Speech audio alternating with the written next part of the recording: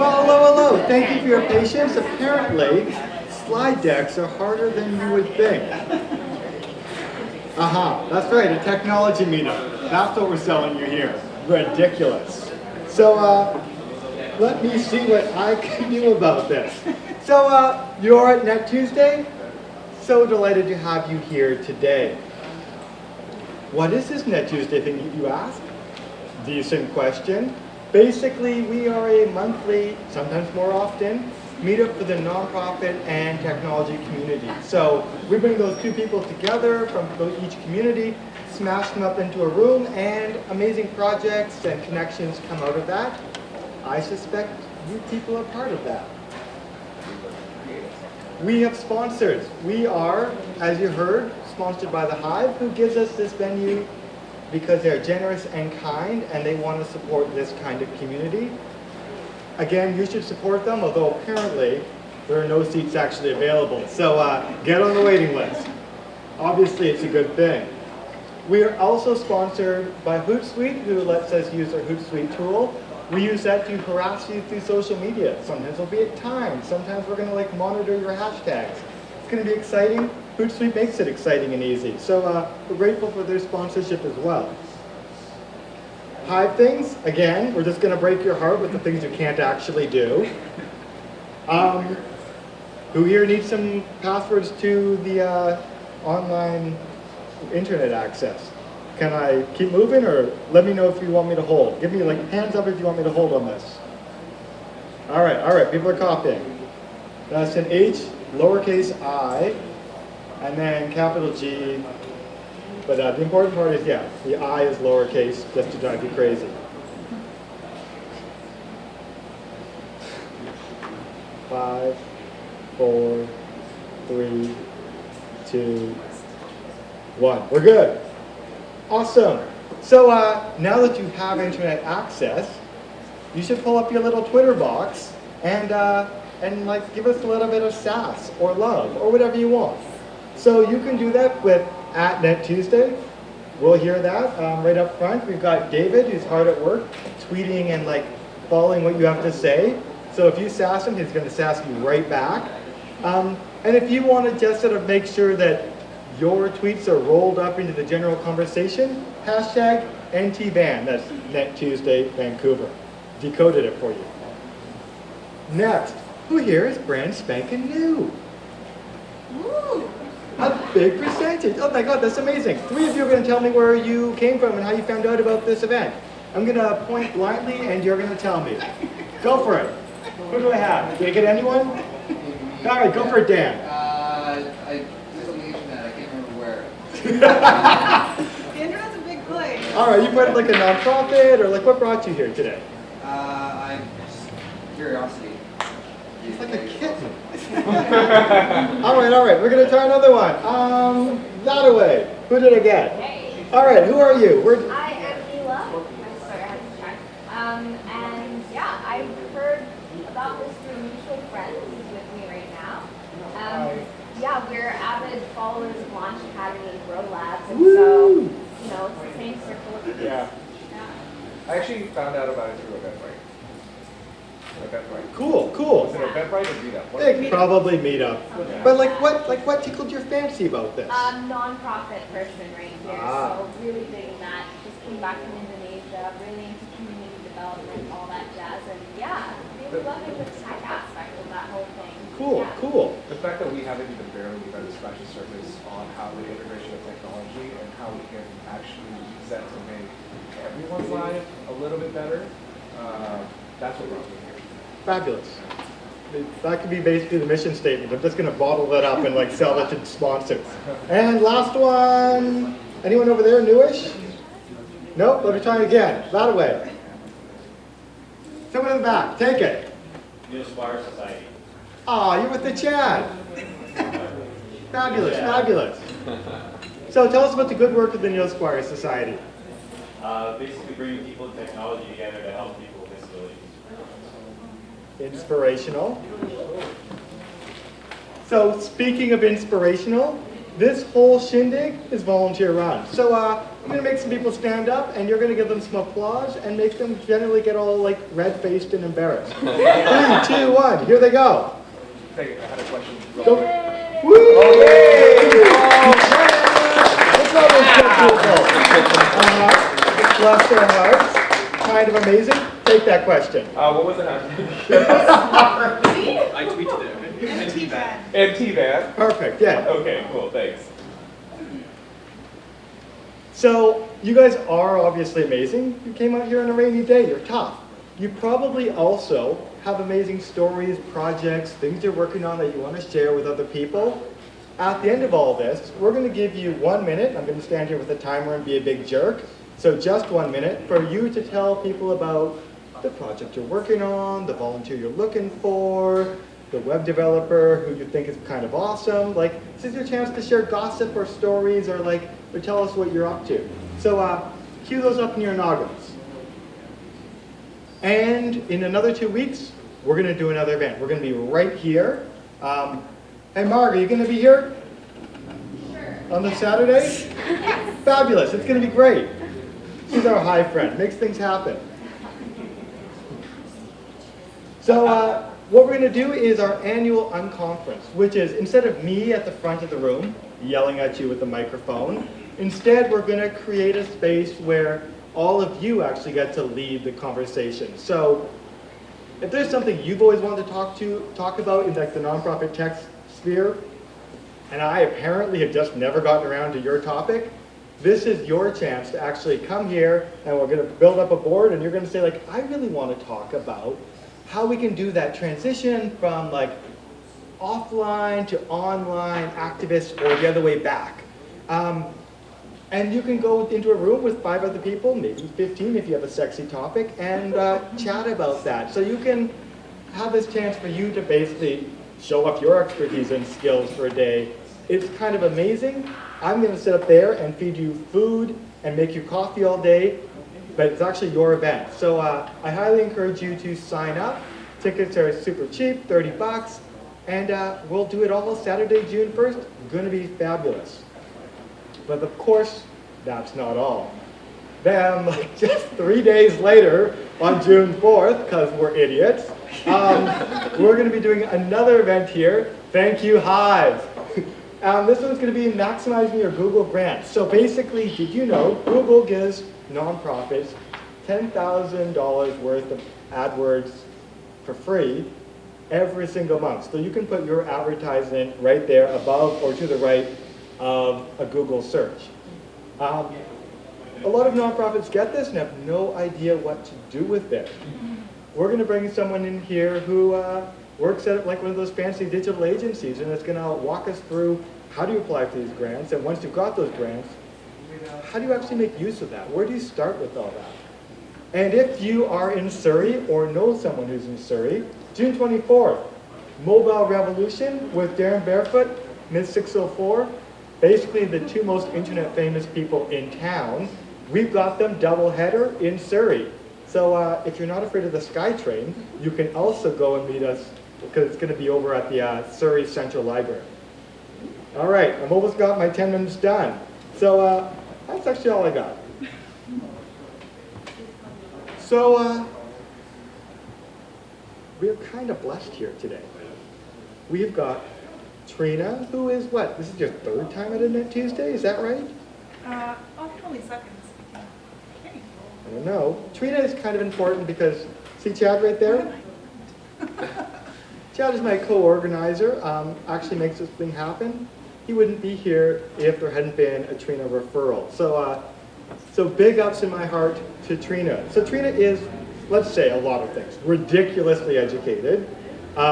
She's currently teaching at 3 schools, SFU, UVic, and the Adler School of Professional Psychology. She does a whole bunch of millennial and engagement consulting through her shop 27 Shift. And she's generally kind of the go-to consultant and brain around volunteer engagement and being amazing.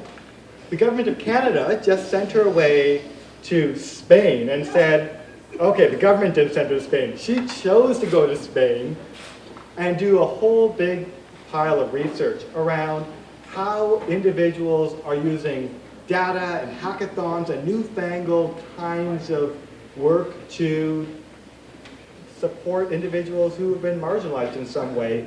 She's going to tell you a lot more about this. I've just made a hash of it. Ladies and gentlemen, Trina.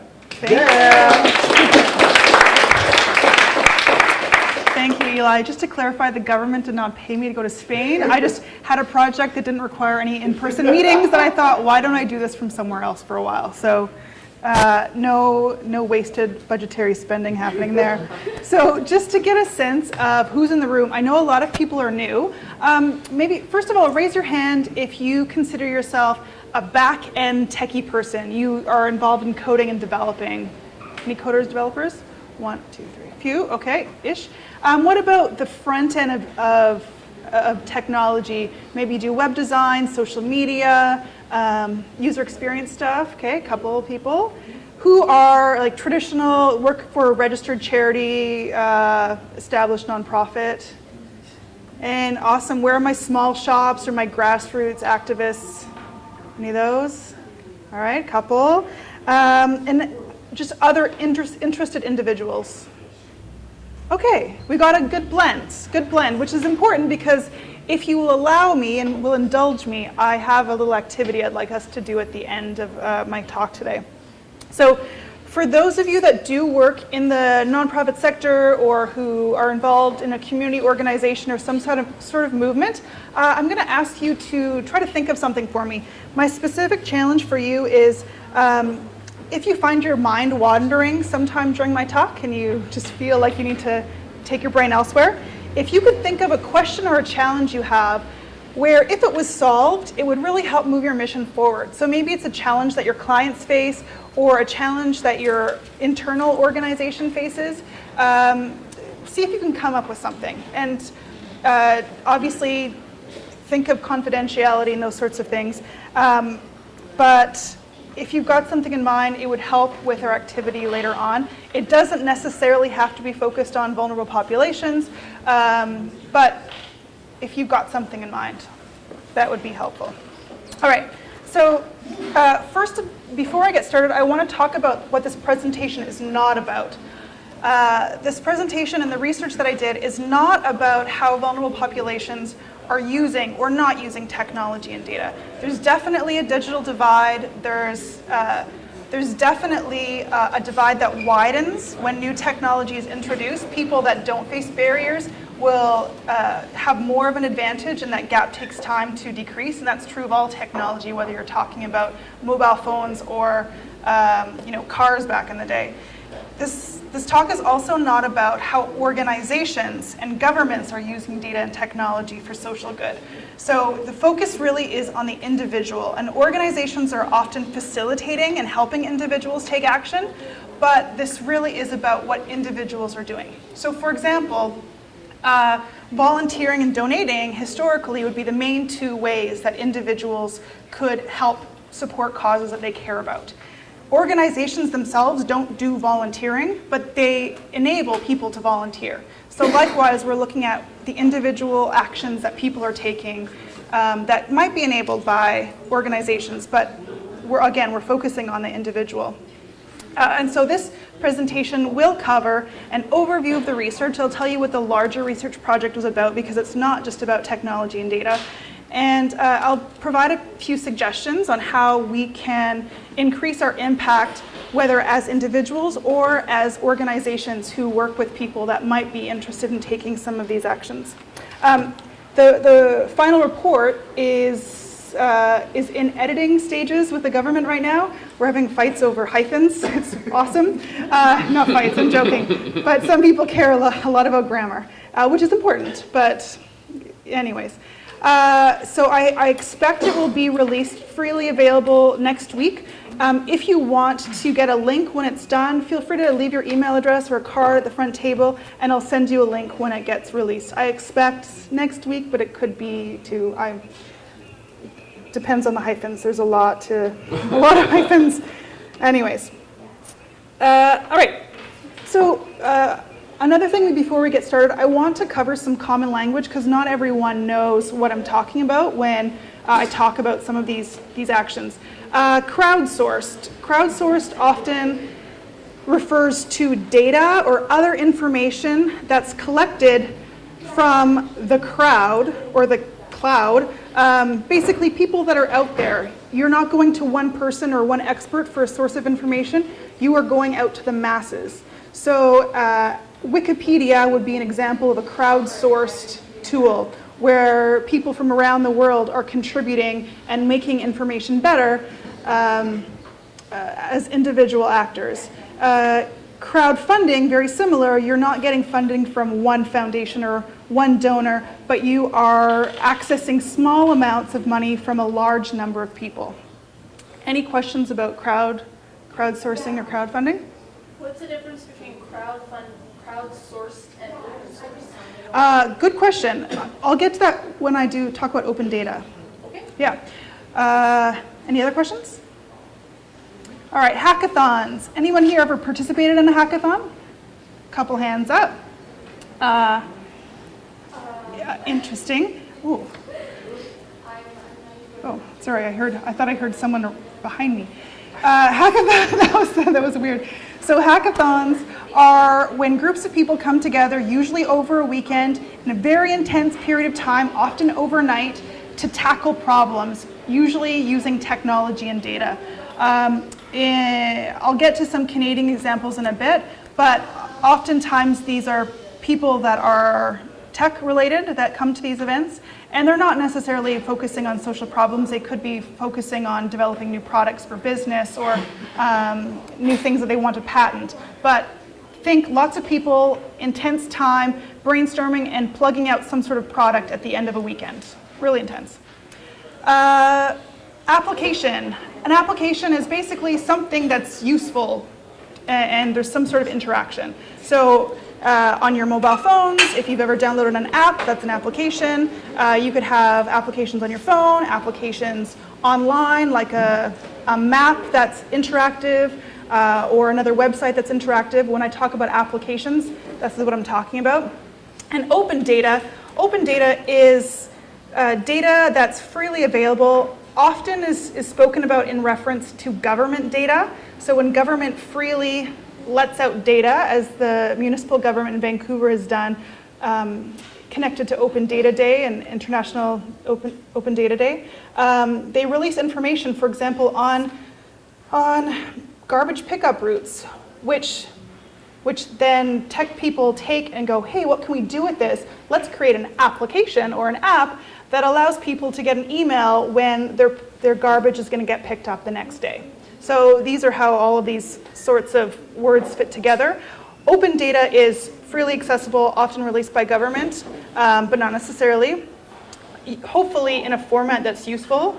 And crowdsourced data is, there's some sort of central point that's collecting a lot of data, and many individuals are contributing individual pieces of data. Is that clear-ish? Okay. Any other questions about some of this language? For those who this is totally second nature, apologies for the pushing it through. Anybody have a different definition or want to clarify anything I've said? I was just wondering if you answered your question about the difference between crowdsourcing and open source. Yeah, she gave me a bit of a nod. Are you? Okay. I think it's a really good distinction to make, though. Can Yeah. you explain that? Can you explain the difference between, what was it? You were Open asking about source. open source versus open data? No, she was talking about crowdsourced data and open source data. Versus open source data? Yeah, when we talk about open source, which I won't cover today, that's when people are creating technology where they kind of open the back end to the public for people to build on or use. Yeah. I thought the question was crowdsourced versus crowdfunded. No. No, she asked Oh, what's okay. open source versus crowdsourced. Crowdsourced. All right. And I also want to clarify what I mean by vulnerable populations. In this case, with respect to this data, it's people who are at risk for poverty or homelessness because of a myriad of issues. It could be that they're a single parent, that a person is a new Canadian or doesn't speak English, who is Aboriginal, someone with mental health or physical disabilities. Really, there was a really broad definition that was used with respect to vulnerable populations. So to back up a step, these are the 4 areas that the research actually covered. So data and technology is actually only one of the 4 areas. I also looked into new forms of consumerism, actions that individuals are taking to buy things from vulnerable populations, from social enterprises, from companies that give to charity. I also looked at ethical consumerism, collaborative consumption. So the sharing economy, are people sharing rides, sharing fruit trees, sharing rooms. So sharing economy was another piece. Investments, I looked into crowdfunding, which we'll talk a little bit about today. I also looked into RRSP eligible term deposits whose money gets deposited or gets used to fund social enterprises. I looked at loan funds, a variety of other investment tools. And then the final category was business owner practices. So I'm not talking about corporate social responsibility. I mean small businesses run by individual people. What practices are they taking with respect to their purchasing and employment policies or standards that could positively impact vulnerable populations? But what we're here today to talk about is the technology and data piece. And so there are 4 areas that I looked into, and the first 3 are quite closely related. So hackathons and collective initiatives. I mentioned hackathons before. This phrase collective initiatives, it's kind of like I think, Eli, did you use the word open source NGO when we talked during the research, or was that Steve? No, not me, somebody smarter. Okay, so collective initiatives, I just mean people that are getting together outside of a company or a formal organization who are just interested in solving social problems through technology. So I see your head nodding. Are you familiar with maybe a group or 2?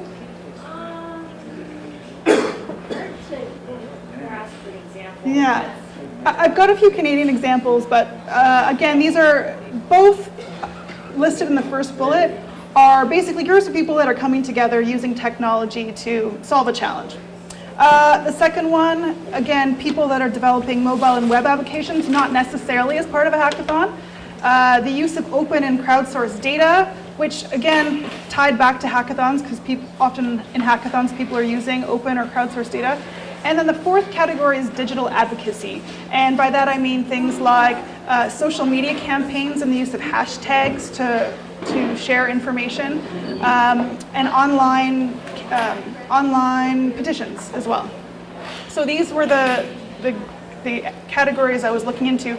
But there were connections to technology in consumerism and investments as well, because there's technology that exists that helps people make different consumption choices, and there's technology that exists to help people make different investment and choices, and that's where crowdfunding fits in. So technology actually plays a role in a lot of the different research areas today. So you may be curious why the government actually funded this study. I was interviewed this morning on Vancouver Co-op Radio, and they were questioning why the government would be interested in advancing more people to take individual action beyond giving and volunteering. So this research was really an extension of research that's already being done in Canada on donations and volunteering. For those of you that work in the not-for-profit sector, you might be familiar with the Canada Survey of Giving, Volunteering, and Participating, which collects data every 3 to 4 years on trends in donating money, participating in civic organizations, and volunteering. And so this is looking at, again, other ways individuals are taking action.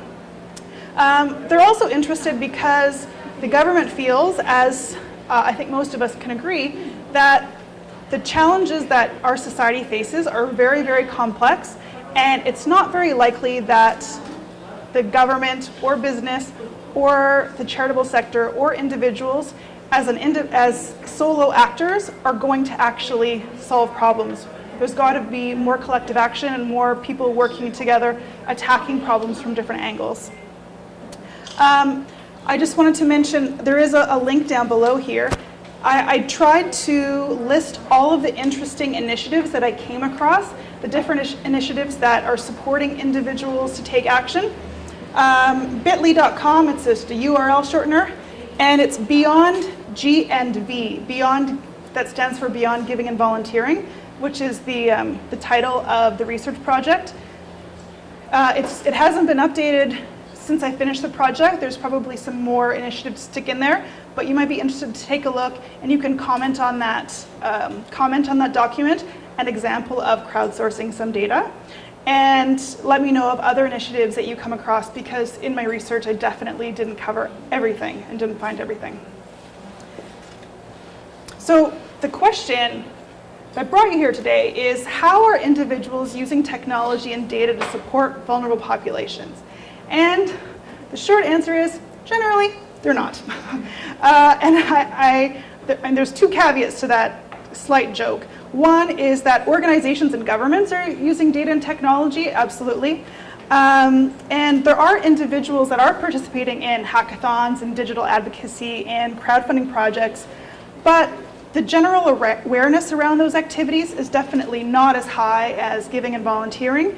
And when people are taking these actions, they're often not focusing on vulnerable populations. They're often focusing on the environment, or they're focusing on government and vulnerable people, homelessness, poverty. These issues are not being tackled by these sorts of actions.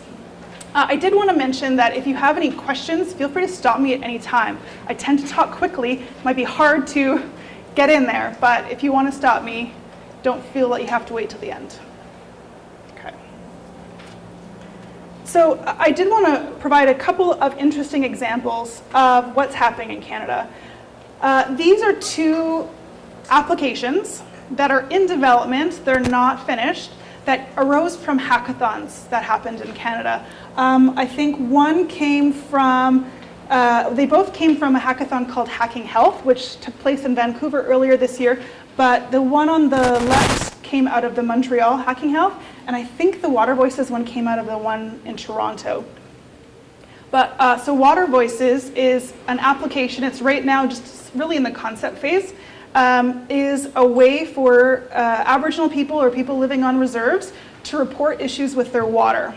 And understanding that on many reserves there is not internet access, they're trying to figure out ways to use SMS or even through traditional phone lines for people to be able to report information or issues around their water quality, and to let people know, or to let this central point know about boil water advisories or what have you, so that all this crowdsourced data can come in and show a bigger picture as to what's happening with water quality or lack thereof on reserves across Canada, and that information there could be much better shared with decision makers and people in power, because it's shown in a visual format in a way that really resonates with people. But it's, again, the database is growing, but it's not super active yet at this point. The second is Montréal accessible. Accessible. My French is low, having lived in Spain for 3 months.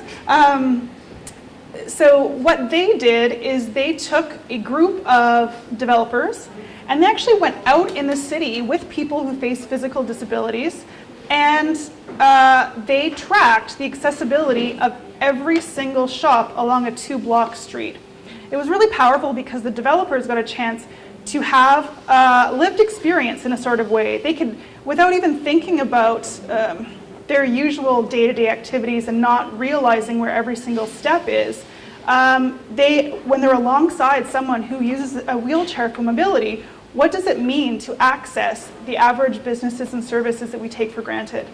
And so they took this information, they plugged it in, they talk about the numbers of doors and ramps and facile de circuler.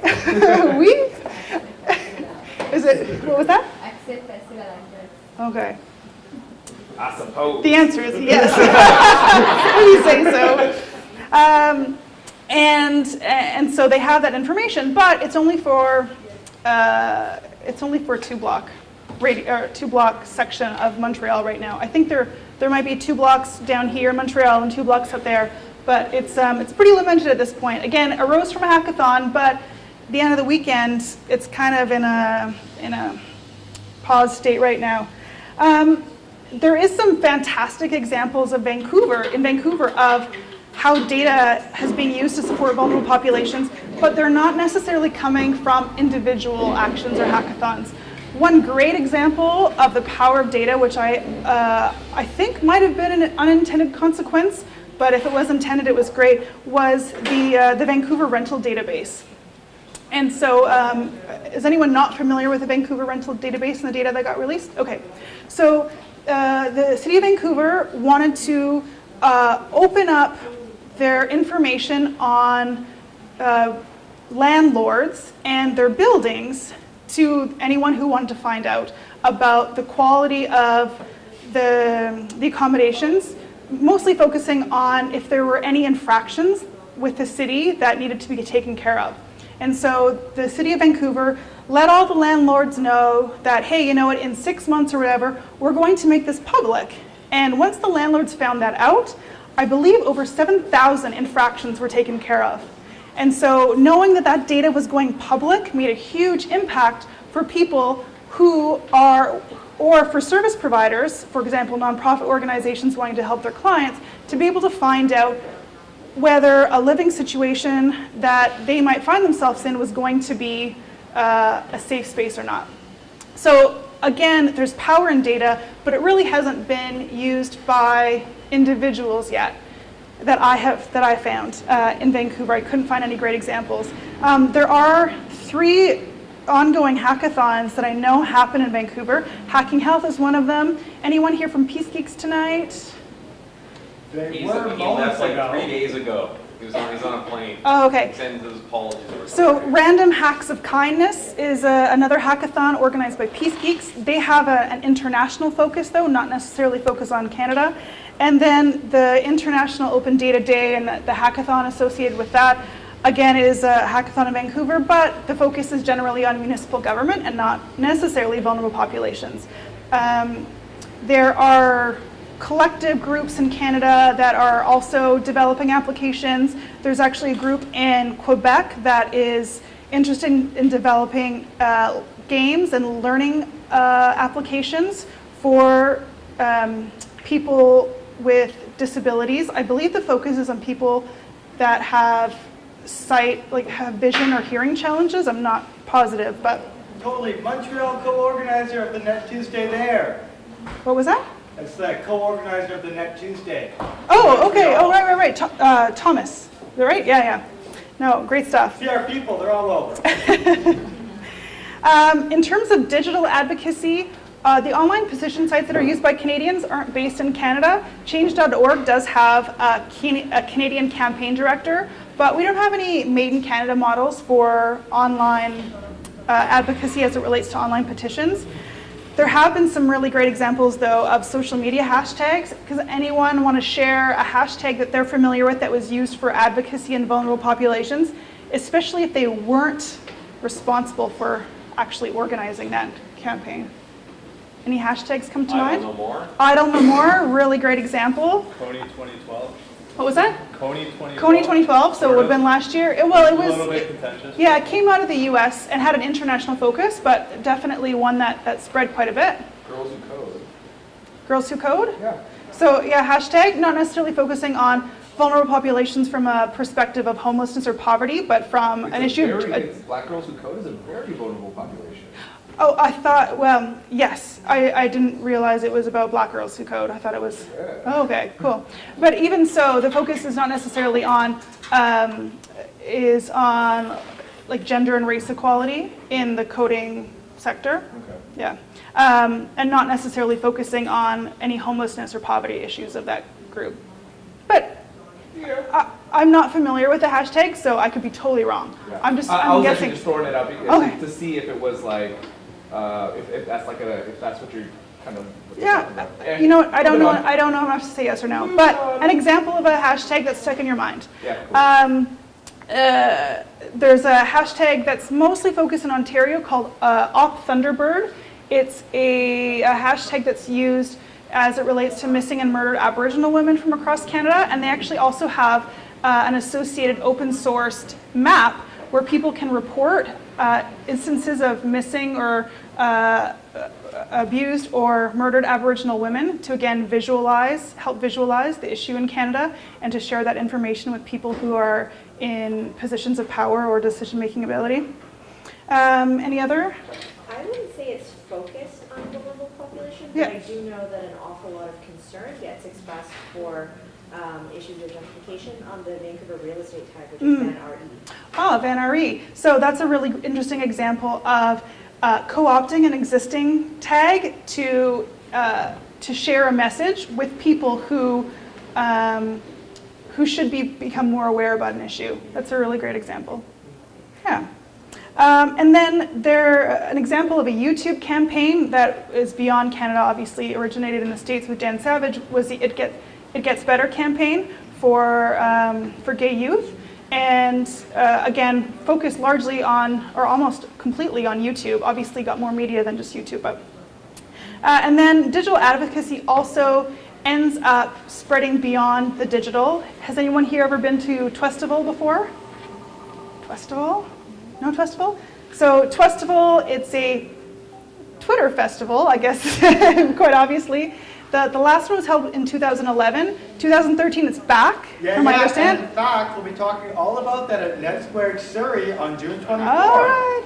So Twestival, it's basically a big party for people that use Twitter, and the proceeds go to a charity. In 2011, they went to Beauty Night, and Carolyn McGilvery was there, and she gave a talk. And I mean, it's really just a schmoozing party event with drinks, but it's the Twitterati, and that come. And all the money goes to a charity of choice for the Twestival. And then another interesting example, again, beyond Canada, is International Blog Action Day, which usually happens in October, which is basically anyone who blogs is welcome to blog on that day on a topic chosen by the International Blog Action Day Committee. Doesn't necessarily focus on vulnerable populations. I believe last year's focus was water, and so you could do anything related to water and the importance of water in health and security and above and beyond is largely an international focus. But these are all interesting examples of digital advocacy in Canada. But it's I would say that a lot of it focuses on awareness raising, and unless there's a really healthy offline component, there isn't much more movement than awareness raising. Again, awareness raising is important, but it doesn't necessarily achieve the end goal that the cause is about. Any questions about some of those Canadian examples? All right. Now, I'm going to poo-poo on hackathons for a second. So, in the research, in addition to emailing and speaking with over 100 people, Eli being one of them, about their thoughts and their ideas on who I should talk to and what do they think about some of the research questions, I talked to 20 key informants. And over a third of them were connected to data and technology somehow. And pretty unanimously, they didn't love hackathons. They didn't have much love, and they had quite a few complaints. One was that hackathons often lack focus. So if any of you see yourselves getting involved with a hackathon in the future or want to help organize, these are some things that need to get kept in mind. Hackathons often have a topic like, if we were focusing on vulnerable populations, poverty. And then people would come to the room and just brainstorm like, hey, what should we do with some of this data we can find out there? And there isn't necessarily a focused question, and they may try to be solving a problem that doesn't actually exist. The data, especially when they're released by municipal governments, is really good for real-time action. So when is the bus coming? When is my garbage getting picked up? But not necessarily good for informing social policy, and that's a little bit of a gap right now. Another thing is that participants are often embedded in the tech community. They are not social scientists. They usually don't have lived experience. They have a very different background than the clients that many of the nonprofit organizations in our community are serving. And if the intended audience is a vulnerable person, they are not the end user. And so all of those coming together are not a good blend to have results that have good impact. And then hackathons usually offer little to no support after the event. And by that I mean, applications when they're developed, they require iterations, they require feedback from users, multiple versions come out, and that happens over a period of years. And a hackathon finishes in 48 hours. And so things often die when the weekend's over, which is why you see Water Voices and Montreal Accessible in a bit of a steady state right now. I think they've got great potential, but without that ongoing support, it's really difficult to make a long-term, sustaining, deep impact.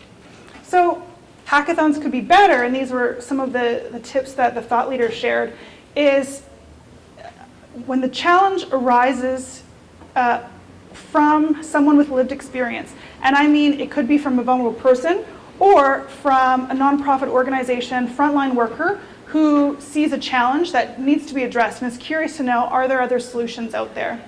And this could even mean, again, internally within an organization, we have this challenge regarding our donor database. It doesn't necessarily have to be focused on the client, but it could be focused on anything that helps the organization do good work. Hackathons can be better if the data is good and deep. This often requires data from the federal government, which is really tough to get for free in a form that's useful. And so one of the recommendations of the report is to make more data freely accessible. There's something called the National Homeless Information System that many homeless shelters contribute data towards, but that data isn't freely given back, partially out of privacy concerns, but it's right now not in a form that's useful for social scientists and data advocates and people who can create results with that information. It's not accessible to them.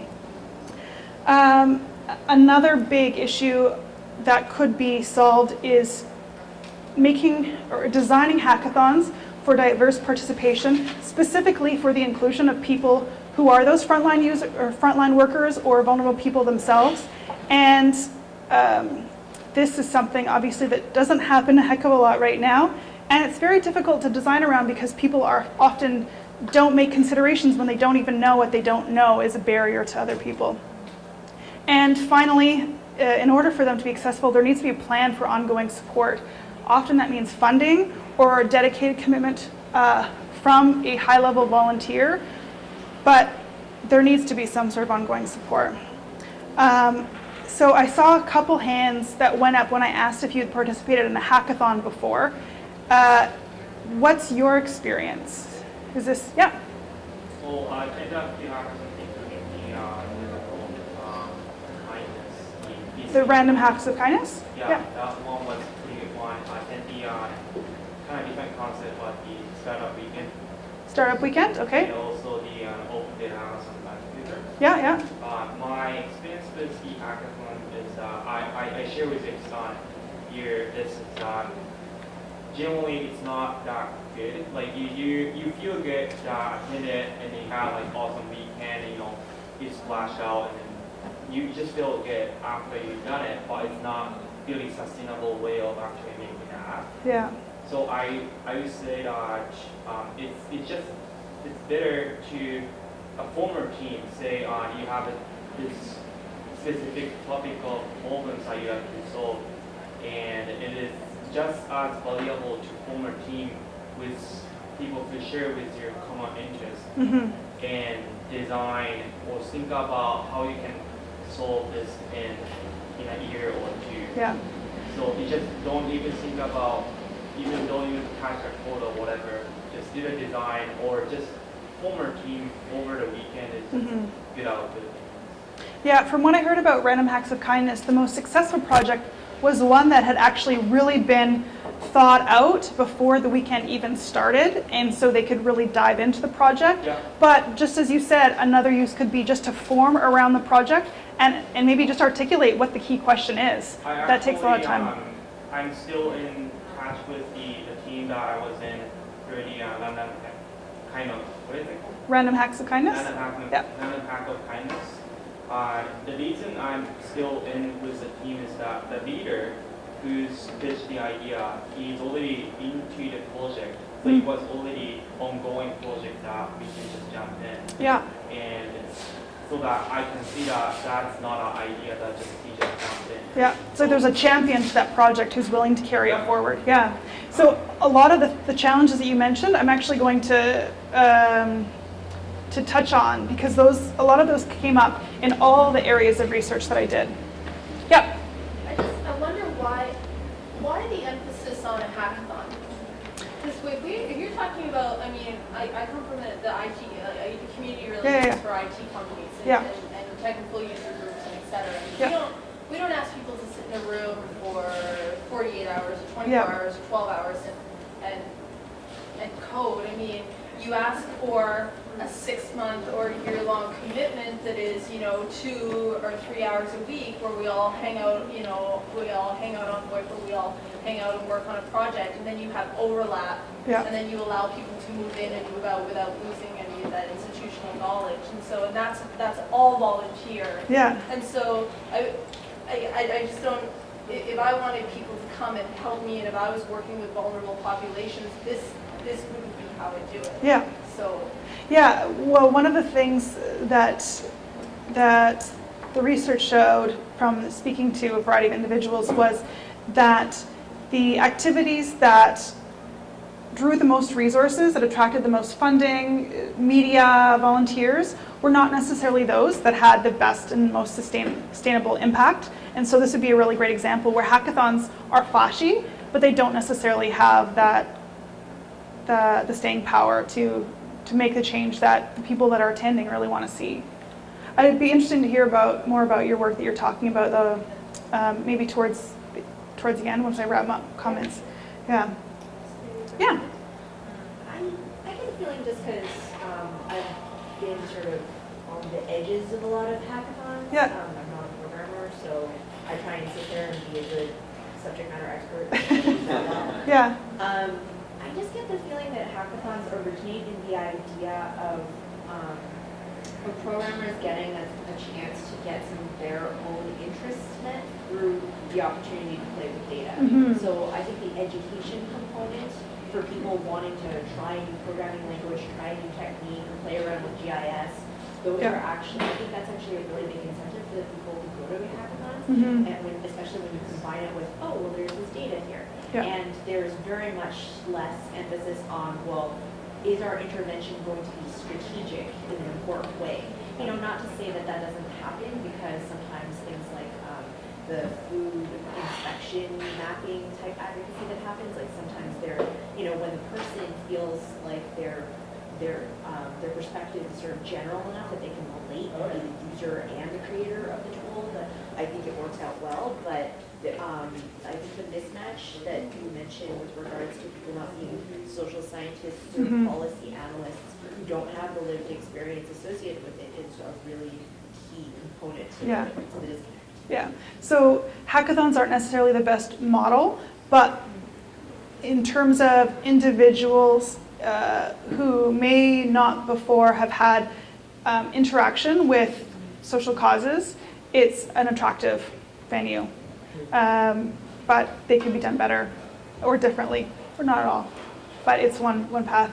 Sunny had a question. Yeah. Oh, sorry. Missed you, Sunny. I was just going to share my experience. Oh, yeah. Hackathon. So, I get the idea that sometimes there's not much focus, but I think if the team going into the hackathon has a focus that they're going to carry through with it, it can be very effective. So I did Anger Hack like half a year ago. Yeah. And we had an idea and basically we went in and like for that 24 hours, honestly, we did something that would have usually taken us like a week and a half. And I think that's the kind of energy at a hackathon that it's just like a really focused time where like everyone's really focused and hyper-focused, and that environment allows you to be very productive. Well, it's like you could compare it to, say, a board retreat for an organization. You spend a day getting together, dealing with some really important strategic issues, but then you need to carry that work on throughout the year. So that would be an apt comparison. So the biggest thing that you're saying is that the support component is missing afterwards. I wouldn't necessarily say that's a big issue, but it's a really, I think all of these are big issues. I'm just shooting that out there, but what if a hackathon was combined with like a Kickstarter campaign or something? Like there would be some selection at the end, and then the winning team would then go on to do a Kickstarter, and you could pool the different resources. Yeah, there could be a blend. One example out of Calgary called the Calgary App Challenge was focused, or the Charity App Challenge out of Calgary. They had sponsors, and I think about $5,000 went towards funding the ongoing development after the weekend was over. But that would be an example. Yeah. I haven't touched on crowdfunding yet, but did you know that there are over 40 Canadian-based crowdfunding websites that are in various stages of development? 40 in Canada. This comes from, there's a National Crowdfunding Association of Canada, and there are sites for artists, and other creative types, for athletes and individuals looking to raise money, for people that want to raise some tuition money. There's general ones. There's one that are focused on causes. It's not all about vulnerable populations, but it can be. Over 40. And one interesting development that's happening right now, if you work in employment counseling or entrepreneurship with vulnerable people, is the movement towards approving equity-based crowdfunding. And what I mean by that is, for example, right now, if you want to invest in a company and get returns on your investment, if you want to invest in a startup or if you want to invest in a company on the stock market, there are a lot of hoops to jump through in order to make that happen. But some people feel that crowdfunding could be a very interesting model for especially small-scale entrepreneurs to attract money to their business, allow it to grow, and then pay back their investors after time goes on. Right now, the focus on that movement is not on low-income entrepreneurs. And so if you think, and I have a question I don't know the answer to, will equity-based crowdfunding be an option for low-income entrepreneurs and people with barriers? I don't know the answer to that, but if you work in employment services or you do entrepreneurship with vulnerable populations, I'd be interested to hear what you think, and so would the Crowdfunding Association of Canada. And right now, Ontario is looking into this, the equity-based crowdfunding model. BC, as far as I know, isn't yet, but both Ontario and Quebec have done some preliminary consultations, public consultations on them. Any first thoughts when I talk about like equity-based crowdfunding? Yeah. I think that that would actually be a lot better than if they were to go out there and try and raise capital some other way. Yeah. Because I think there would be, a tendency for vulnerable populations to be taken advantage of. Yeah. And so if it's mediated through a website or facilitated through a website, through crowdfunding, I think it would be a lot more in their advantage. Yeah. I mean, for example, crowdfunding, I could put $10 towards a cause or a creative project, or I could put $10 towards someone's organic delivery business on Vancouver Island. And if I don't get that money back, I'm not going to get crushed, but they might be able to raise enough to buy that used truck. Who knows? But obviously there are, right now the fraud rate in crowdfunding is about 2%, so 2% of projects, and by fraud I'm using the term loosely, it means that projects didn't get finished. And so that will carry on into equity-based crowdfunding as well. But it's in really early stages, but if you work in the employment field in the nonprofit sector and work with vulnerable populations, I really think your voice is important when the equity crowdfunding conversation happens in BC or wherever you are, because the legislation is provincial. All right. I'm just looking at time, and I'm going to kind of flip a little bit. There are 4 challenges that came up in the research, and these touched on all of the areas of the research, including the consumerism and investment. One was the capacity and interest generally among the nonprofit sector. And I don't mean you because you are here, but both the capacity and the interest in learning tech or funding people in their organization to learn about tech generally was low, according to the people that I spoke to. And if we want to see more people being able to use technology to support vulnerable populations, that's going to need to change. Another issue, the lack of awareness among individuals, very important, because each of us, we choose our media, our media sources for news and our friends on Facebook and Twitter. And when we see things happening in our circle and within our media sources, we think that the general public knows that what's going on. But we're living in what I call a digital echo chamber. We hear our own voices back to us over and over again. And so when we talk about hackathons or vulnerable people or mobile apps, if we talk about any of this sort of stuff, the general public doesn't know what we're talking about. So if we do want this to spread and encourage more people to use their technology and data for social good, we need to actually reach out beyond those who are already involved.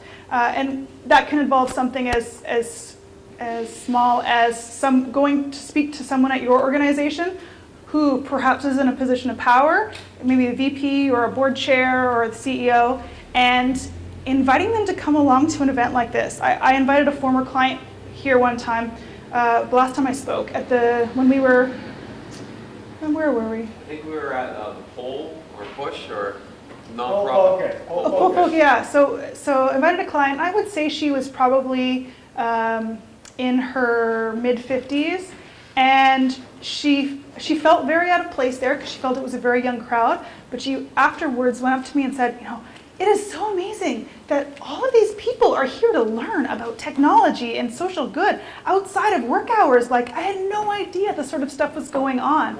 And for a young person at an organization who's interested in learning and comes to an event like these, they're doing it on their own time. They're not, getting loo time to come to an event like this. Usually, maybe you work for more progressive organizations, but this learning is important, so it needs to be supported.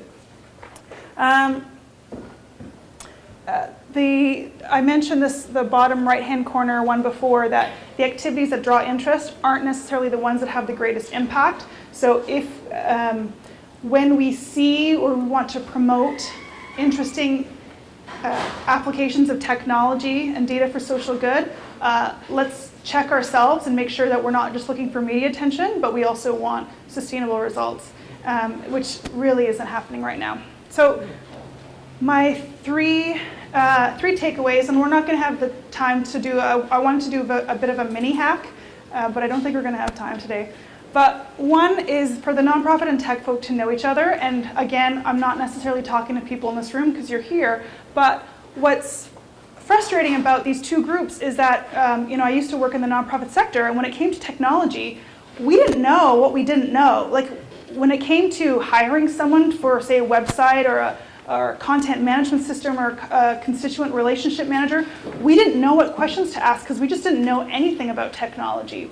And likewise, people that are operating in the tech field don't know what they don't know about social issues. And so they might think, hey, this would be an interesting challenge to solve. Let's work on this project. Not knowing that there are 5 other groups working on that same project, and it would probably be a better use of their time if they, collaborated. And this doesn't happen as much as it should.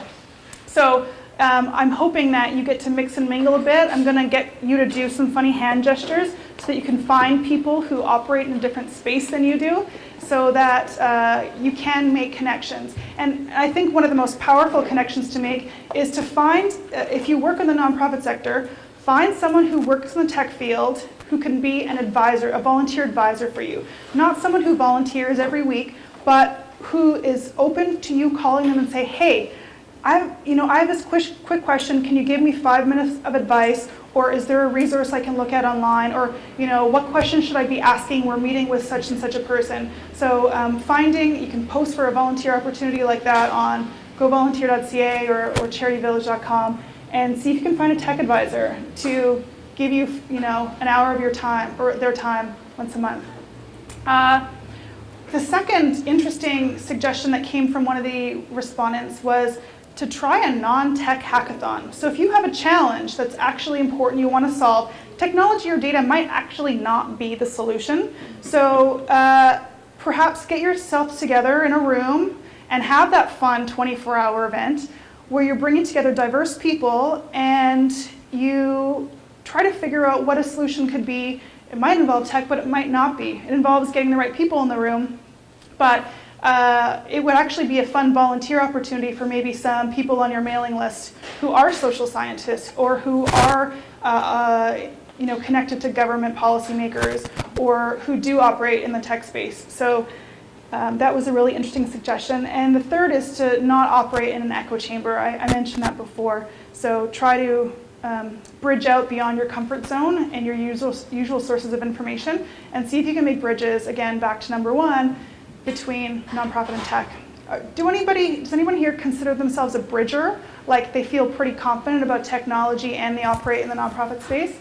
So a couple of bridgers here. So you are in really powerful positions because you speak both languages. And each language can be confusing for the other team. So those bridgers you've got power and you can use it for good. So do. All right. The activity that I was going to do, and you're welcome to do this on your own time, or you can try this at work, would be if you have a question that you want to figure out how to solve,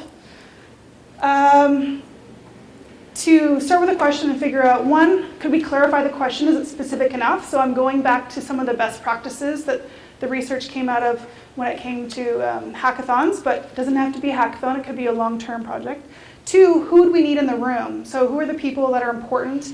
And who are some people who think differently but aren't the obvious suspects? So maybe we want an architect, or maybe we want a gardener. So bring together people who think differently than the people that are usually there. What good data or other resources would help us to make a decision or move this challenge forward? Is it possible for participants to have transformational experiential learning regarding whatever the challenge is? So back to the example of the coders going out with people who use wheelchairs for mobility. Is it possible for some pseudo-lived experience to happen without exploitation? And five, how can we ensure the results live on? So what's the process that's going to take this forward? Who's going to champion it? Where do the resources flow from? And then finally, I do want to emphasize that the people who understand the challenge, they should be a key source of information. So even though the other people in the room are individual experts, often the people who work in the nonprofit sector or people that face barriers are the most likely to keep their voices down. And it's important for the other people in the room to understand the importance to always refer back and check in and ask questions to make sure that the information coming out and that's feeding the work in the room is actually going to help move the project forward. So again, if you want the full research, feel free to share your card, your email address, and I'll send it to you hopefully within the next 2 weeks. These are some places to contact me. The slides from today are at this link here. I just uploaded it before and the fonts look really crappy, but you can download it and it does work. And I think that's it. So any final wrap-up questions before we mingle and do our 1 minutes? Yeah. I have one Yeah. question. You were talking about, this may be coming way from left field. Yeah. You were talking about how data is very difficult, not only to get, but to interpret. Yeah. And so to me, it almost seems like there are two steps, right? That you need to understand the population. Yeah. And then you need to figure out what you're going to do about that. Yeah. Right? And so I was thinking, don't universities have huge access to all of that information, and don't they do a lot of research, especially with vulnerable populations? And have you heard of any nonprofits or social change advocates working with universities? So it's kind of like they do step one and then it transfers into step two instead of this policy, circle with governments. Probably some of the best examples of community groups and universities working together fall under the auspice of something called CURA, which is the Community University Research Alliance. It's a grant that's given out, I believe it's still given out, by SHRC, the Social Sciences and Humanities Research Council. And there's actually a conference that I'm presenting at 2 weeks from now called ANSWER, the Association of Nonprofit and Social Economy Research. I'm good at acronyms and names. Yeah. CURA, C-U-R-A, Community University Research Alliance. I think that they still give out grants, but I'm not sure. And so at that conference that I mentioned. This funding opportunity is no longer offered. Oh. At that conference, you often would have academics and community groups co-presenting because they each played a role and were both paid to facilitate the research. I don't have any specific examples for you though, because oftentimes the relationships between universities and community organizations are quite exploitative, and you know, people come in, they do the research, and then that research isn't shared because the place that they publish that data or their results is not open source. So there are many issues, but I'm happy, like I would be happy to hear more about examples. But you're right, there's multiple steps. There's the understanding the root issues, the getting at the important data, interpreting that data, and then being able to apply that data into something useful, whether that's policy or technology or what have you. Yeah, question? Just to maybe add on to that a little, I was at a roundtable for open data. There was a consultation held by the federal government basically asking, Oh, you might get crazy feedback, but yeah.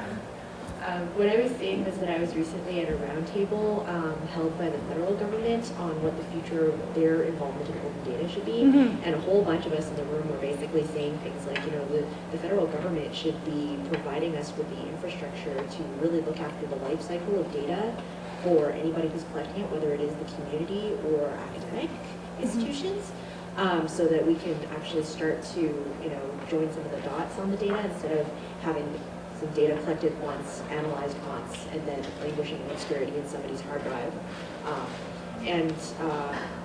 What I'm starting to see on the sort of academic bent of people in the academy starting to engage with questions of open data is that there are starting to be actually computer science students who will take data and sort of play around with it for the purposes of, you know, creating an app or something. I've yet to see what I really want is actually that we get, you know, students in criminology pairing up with students in computer science or students in statistics, you know, and using the data as like the raw material of their learning and using it as a sort of bridging step to the collaboration that we actually want them to see in the policy area. And I come from urban planning, where, you know, we're thinking about what data we need all the time and the right ways to cut it. And when I bring up open data, there's often a little bit of eyes glazing over, because urban planners are used to having access to data because especially if they work in the municipal government, and the idea of bringing it out to the community and collaborating with people just sometimes is super foreign. Yeah, unfortunately. Even the word data glazes people's eyes over. And one of my issues is that I'm sorry, I use data as a singular word, not plural, and so data are, I mean, the editing of the document that I talked about, data are, it's plural. I'm like, I know, but really, come on, doesn't English change? Can it be singular? I don't want to say datum. Okay, anyways. Any other questions? Yes? On the topic of non-tech hackathons, have you heard of the Vancouver Design Nerds? I have heard of the Vancouver Design Nerds. Yeah, they're very involved in this space itself, and they hold events here approximately once a month. And they actually do focus a lot of their work on vulnerable populations. So homelessness, gentrification, you know, just various issues. We're very close to the downtown east side here, so that does come up frequently. And then other social events as well, but it's very much so a hackathon. It's a lot shorter though. It's not quite a 12 or 24 hour endurance, but it's not just about technology. You're bringing people from a variety of people together. Pipe cleaners. That's so cool they are. They play with pipe cleaners and like big rolls of paper, and there's a big whiteboard up there with that calendar, so take a look at that, and maybe on a Friday once a month here. And if that tickles your fancy, give them a shout. Yeah, it's very worthwhile. It's very worth checking out. Thanks, man. Cool. Before I let everyone loose, or before Eli has other plans, I'd like for you to be able to identify people in the room that you might want to talk to. So if you are a back-end developer coder, can you raise your hand? So if you're looking to talk to someone like that, maybe keep an eye out on somebody you might want to talk to later.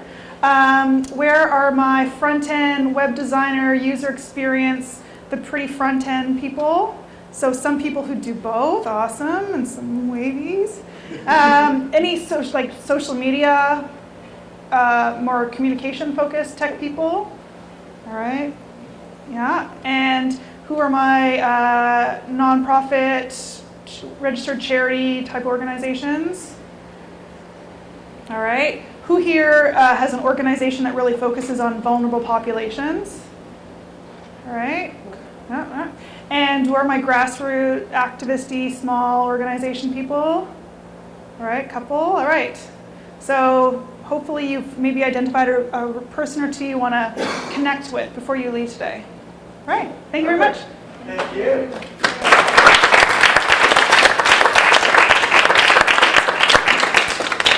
So this is where we get to ask you the question, what are you working on now so we can invite you back? Well, I'm actually taking time off to work on personal projects. So I fixed this necklace. This sounds, I darned an Afghan that's like probably 20 years old. So I'm working on taking care of personal stuff right now. Not teaching during the summer semester here? No teaching. I usually teach in the fall and spring. Yeah. But So it's like Trina time right now. it's Trina time. But I'm always open to conversations. I love research and strategy. Awesome. So as I've told you, we are going to keep you super busy for the next couple of months. But this is your chance to keep us even busier. So if you were working on something kind of amazing, or even fun, interesting, something you want to tell people about, especially you grassroots folk, maybe you should come up here right now and share that. Owen, I'm looking at you, and I know there are others as well. So go on up. You've got a minute to wow people. Do your elevator pitch. And by the way, introduce yourself. My name's Owen. I'm a filmmaker, and I'm making a project on coal exports out of the northwest of BC in the US. It's a huge issue right now. Basically, the Port Metro Vancouver is the final stages of approving the building of a coal port at basically between New West and North Surrey, and it's going to affect a lot. It's going to affect everything. So yeah, it's a very important project. Not a lot of people know what's going on, and it's being railroaded through. So I'm making a film on it. My website's nomorecoalexports.com. And there are a lot of grassroots organizations involved in this, and very little, well, so far we're not getting very far at all, but the city of Vancouver is actually threatened to withhold an air quality permit, so there is hope. So that's my project. Oh, it's right there, very nice. And yeah, and if you want to tell your stories, if it affects you in some specific way, you can contact me on the website, because I'm gathering stories to present to basically, Port Metro Vancouver is whitewashing this whole arrangement. So, but yeah, basically, they're not listening to people at all. And so we're gathering stories, and a lot of us are going on Thursday to their offices to present a petition and a bunch of other stuff, because they're just ignoring the people. And we're going to change that. Yay! Thank you. Thank you. So who else has got something interesting? It's like a hackathon story, some kind of data thing they want to share. Am I going to put you on the spot? Yeah. Do you have something interesting to tell us about? Oh, okay. Sure. Make something up. Go with it. I know you're quick. Introduce yourself. I'm Blythe. I'm a community relations consultant, and I work in the IT sector, but I volunteer very heavily in the nonprofit sector. So I'm hopscotch between the two. A cool project I've worked on. I did a really interesting project called the 24 Hours Have Passed. This was really cool. We use Microsoft Live Meeting and this is a SQL Server community, and we ran 24 congruent sessions, each an hour long, for 24 straight hours across 7 time zones across the world, using a local speaker in each region. That was really cool. And see, different IT communities, they do very similar things to what's happening right now, right? So they have user groups and they'll have speakers and they do professional development. And so we focused on, helping them get the word out and then supporting those chapters locally on the ground as well. So 24 hours past. Wicked. Thanks, Ian. So anyone else who does want to be shy today? Karen, I know you're always involved in things. Really? I mean, I'm working on my thesis, so. Oh, boring. All right, here we go. Why not, right? Bring it up. Because some of these people were not here last month. They have no idea. Exactly. All right, I'm Daniel Dubois. I'm working on a project, community development, and really it's a social-based website on the sharing economy. And I have a team. We're doing a web series based on it. So every week there's a video that's coming out based on the project status. And right now I'm really looking for back-end developers. So I saw a few. I would love some sense of direction. Seems like everyone's a friend. Is he older? Any front-end stuff people should take a look at? Where would I go? I go from old to young. You can go facebook.com/shareshed. Is probably the best way of getting in touch with me. Share what? ShareShed. So yeah, I was here last month. I did a quick plug-in. I met someone who wanted to sponsor me to go down to San Francisco to do interviews. So why not do another? Oh, there he is right there, Frederick. Yeah. Hello. Hi, everybody. Hi. Great guy. Great guy. So yeah, if there's anyone that wants to collaborate, I'd love to talk to you. Yeah, more about collaborative consumption and the sharing economy. Thanks. Cool. Awesome. I All right, think it's Chad, really yell at important- us. I think it's really important you remind people about Nest Square Camp. It's like our big event and it's full of awesomeness. Oh, can we pay for that tonight? Because I brought money. Yeah, no, next. Sorry, I didn't want to do the internet thing. Oh, it's all good. You can actually just do the little pay at the door thing, just RSVP. We'll show you how. It's good. Yeah, basically, Netsport Camp is gonna be like, it's our signature annual event. It's super fun because, as I say, it's actually a chance for you guys to share your expertise, and it isn't just me yammering at the front. Instead, it's actually a place where like new projects come out and people actually figure out like what's happening out there in the sector, because you get a good snapshot of like what's going on, and you get to corner all the experts in the field in a corner right there, and you know, while they're drinking coffee, pick their brain. Yeah, I mean, sometimes the best sessions aren't like, I'm going to come and talk about this, but it's more like, I have no clue how this works, who's here that can help me? So you can come sometimes bring your pressing concerns and kind of crowdsource that knowledge from people in the room. But yeah, like Eli said, it's less someone up front talking and more people sitting around and having a conversation with someone that's really relevant to the people. So. When is it? It's Saturday, June 1st, and it's all day, and we'll feed you. We'll take care of it. It's going to be a good time. So you'll notice two things. One, today I was taking photos, and I am very bad at that. So we've got Linda, who is our go-to photographer, but sometimes things happen. So if you are a still photographer or know someone who is a photographer who's looking to like get involved in the cool community, love to chat. I'm always looking for a good photographer because I finally got like a solid video person. The other thing you need to know is this September is going to be crazy town, because not only are we doing our regular Net Tuesdays, but also we're starting up 2 new series of events. We'll be doing a 6-month series of nonprofit video. We've pretty much got that lined up, so from like September on to March, there'll be a second event mid-month on some topic around video. Owen again is leading all kinds of topics. He's going to show you how to like do basic lighting and how to frame an image and make things generally not look crappy. The other thing, and we're still looking for people to get involved on this one, is we're also going to be doing a 6-month series around community managers. And that could be people who do volunteer managers, that could be people who do like social media-based online communities. Basically, if you are trying to build an army, we're going to build a meetup for you. So if you're interested in those kinds of events, it'll show up on the meetup real soon. But if you're interested in maybe bringing something to that because you want to put together a panel to talk about, I don't know, what the community managers talk about. Who's the experts here? Say, Membership. yeah, totally. So you're a membership-based organization. How do you deal with that membership to grow it, to make them more active?